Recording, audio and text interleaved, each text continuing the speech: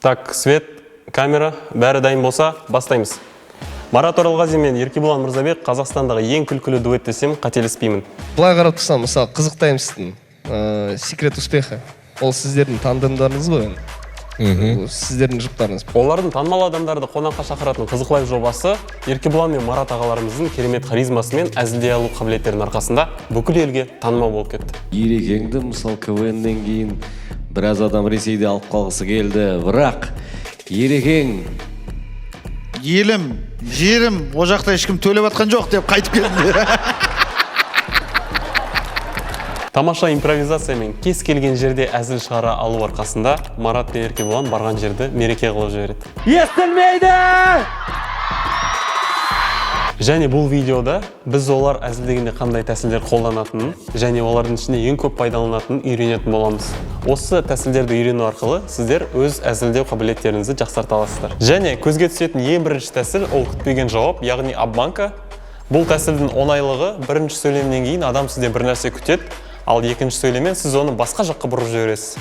Сендер әптен әртүрлі интервью, подкасттарға бардың, о жақта шығармашылықта не жаңалық, кино қалай түсірілді, сондай банальный сұрақтар. Бізде мүлдем басқаша бағдарлама, соны еркін отыра беріңдер. Жалпы шығармашылықтан не жаңалық?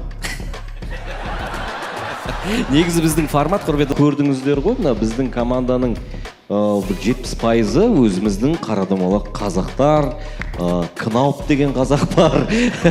Оңай болып көрінетін шығар, бірақ бұл шынымен де оңай. Бұл тәсіл сонымен жақсы. Оны қолданып Марат пен Еркебұлан тез-тез әзіл шығара алады. Келесі видеода қонақтардың реакциясына назар аударыңыздар. Гонорарды қозғамай қойыңдар. Гонорарды қозғасаңдар мен сразу кете берейін. Гонорарды қозғамаймыз, ақшаны қозғаймыз. Нормально ма? Гонорардың суммасын қозғаймыз. Өзін қозғамаймыз. Бұндай жауапты оларды күтпегені көрініп тұр. Сол үшін әзілдің қарама-қайшылығы оларды қатты күлдіртті. Бұл формуланы сіздер де өмірде қолдана аласыздар. Күтпеген жауапты әдетке айналдырсаңыздар болғаны. Оралғазин мен Мырзабек дуэті әзілдегенде қолданатын келесі екінші тәсілі ол образға кіру, пародия. Келесі видеода қалай образға кіретіндерін көріп жіберіңіздер. Мектеп мұғалімі рэпер. Прикинь. Көйлекпен. Сәлем оқушылар. Дайте шуму. Сабаққа кім дайын? Ортаға шығар.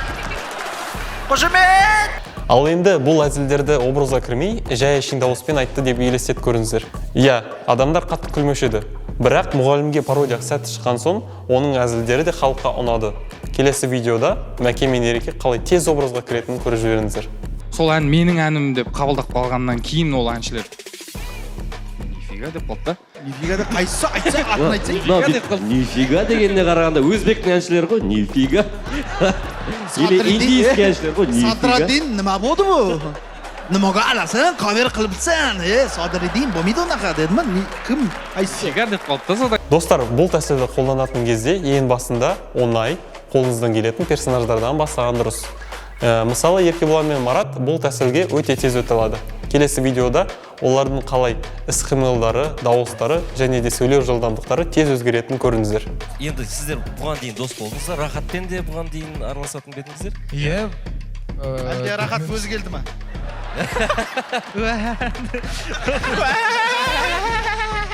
Жоқ, біз бұрында тек қана Тайырмен танысып болатын.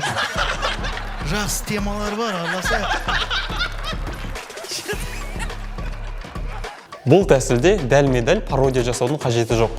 Сәл образыңыз ауысса жетеді. Адамдарға сіздерді тыңдау қызығырақ және әзілдеріңіз өтімдірек болады.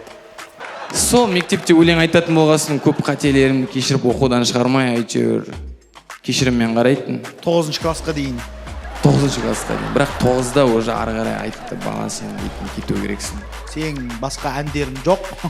Старый әндерің шаршатты. Ты нам не нужен. Репертуарың өзгермейді екен, бала, давай, аспар. Жаңа хит шығарсайшы, не болып?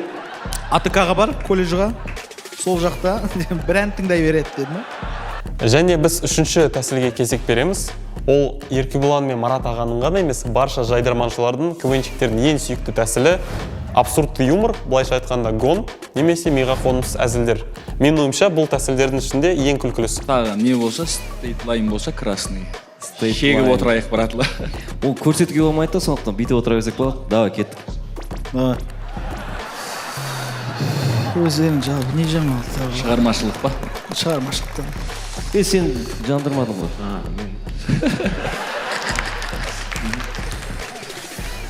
Сол марттың 3 күні игрок шығады сол. Игрок шығайын деп жатыр ма? игрок жалпы не жайлы Игрок жалпы не жайлы ғой сол? Ставка туралы. просто басқада шешек отыр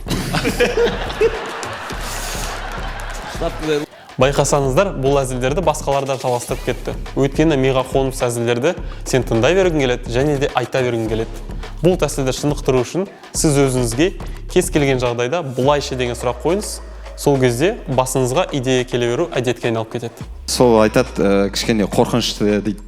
Мен ұйықтаған. Негізі анда лекцияға, сабаққа күшті ғой, ұйықтап жатсаң. Бақырай. Мұғалім бүйтіп көреді, ұйықтап жатыр ма, ұйықтап жатқан жоқ. Сол ойгым. немесе андай сторож болып жұмыс істесе кайф қой түнде Бұл тәсілдің жақсы жері ешқандай арнайы білім қажет емес. Ең бастысы фантазияңызға ерік берсеңіз болды. сонда сөз шығарған кезде орысша бірінші ойланасың ба Жоқ, мен қазақша ойланамын, орысша мен мындай ғой бір білетін біреумен ақылдасып ше. Ана жерде мягкий знак бола ма деп мен Александр Сергеевич Пушкинмен ба кіммен? Иә, родной ғой. Родной ма? Роднойың қайтыс болып кетті естің ба? Естімейсің. Достар, бір айт кететіні бұл тәсілді қолданған кезде артық кетпей баланс тауды ұмытпаңыздар.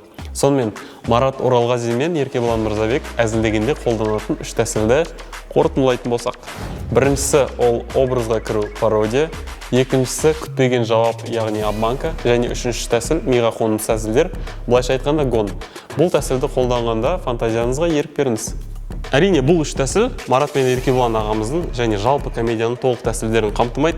Сол үшін келесі видеода біз басқа да талантты юмористер жайлы видео жасайтын боламыз. Бірақ біздің каналда тек қана комедия емес, басқа да сферадағы адамдар жайлы шығуы мүмкін. Өзіңіз кімді көргіңіз келеді, осы видеоның астына комментарий жазып, лайк басып, біздің каналға тіркеліп қойыңыздар. Сіздермен бірге болған Асхат Мұхаммедқалиев. Баршаңызға ассалаумағалейкум. Уағалейкум, ассалам. Өзіңізден жауап бермей қойын. Так, Сабуров туралы істейміз видео.